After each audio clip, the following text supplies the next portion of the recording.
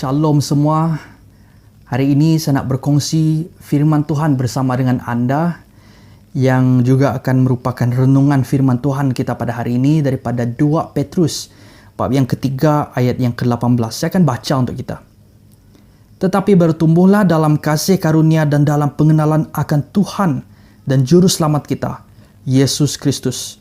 Baginya kemuliaan sekarang dan sampai selama-lamanya. Sebagai seorang yang percaya kepada Tuhan dan kita juga terima Dia sebagai Juru Selamat kita, kita haruslah bertumbuh. Bertumbuh dalam pengenalan kita akan Tuhan atau Juru Selamat kita. Seperti mana seorang bayi yang lahir ke dalam dunia ini, bayi itu juga akan mengalami pertumbuhan. Dari satu tahap ke satu tahap. Dari seorang anak kecil kepada remaja dan kemudian orang dewasa. Jadi, proses pertumbuhan harus dilalui untuk menjadi seorang dewasa. Kerana bayi takkan selama-lamanya menjadi bayi. Begitu juga dengan pertumbuhan rohani kita. Kita tak selama-lamanya hanya mengenal Tuhan sebatas itu saja. Sebatas ini saja. Doa kita tetap sama daripada sejak kita terima Tuhan sebagai Juru Selamat sehingga hari ini. Yang sama saja. Tetapi kita mulai bertumbuh, kita mulai mengenal siapa Tuhan lebih dalam lagi dalam kehidupan kita. Jadi sebagai seorang percaya kita haruslah bertumbuh dalam kasih karunia dan pengenalan akan Tuhan kita. Maksudnya bertumbuh dalam kasih karunia adalah untuk tetap menjadi serupa seperti Tuhan kita. Mengejar untuk menjadi serupa seperti Tuhan kita, bertumbuh menjadi serupa seperti Tuhan kita. Dan dalam proses pertumbuhan seperti itu, kita juga harus mengenal Dia. Kalau kita tidak mengenal Dia, pertumbuhan kita sesat. Jadi cara kita mengenal Dia adalah kita belajar firman Dia. Kita berdoa. Kita tetap mencari apa yang Dia ingin katakan dan ajarkan kepada kita melalui firman Tuhan yang kita ada pada hari ini. Saya percaya dimanapun kita berada, pasti pastor atau gembala kita selalu mengajar kita firman Tuhan. Terlebih lagi kalau ada gereja yang beruntung mengajar Bible class, kelas Alkitab.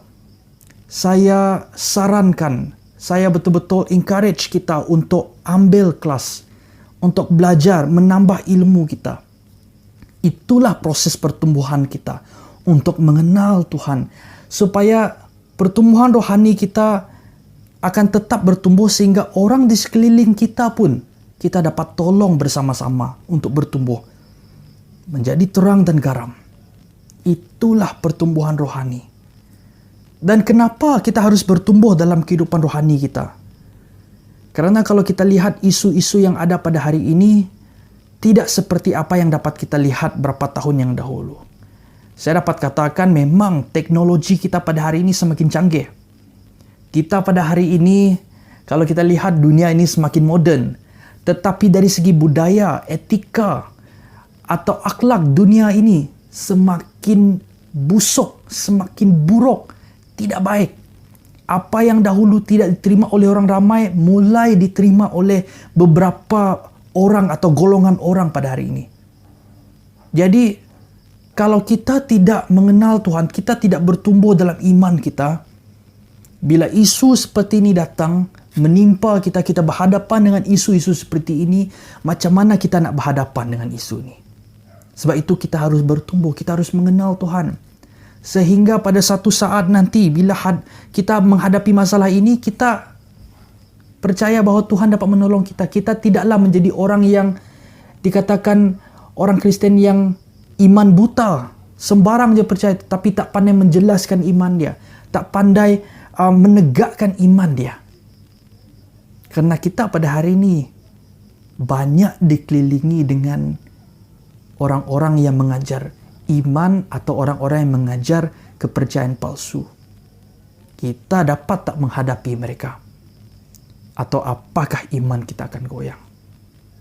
Jadi tetaplah bertumbuh dalam iman kita, di dalam kasih karunia dan pengenalan akan Tuhan Juru Selamat kita. Sehingga nama Tuhan dimuliakan. Tuhan memberkati.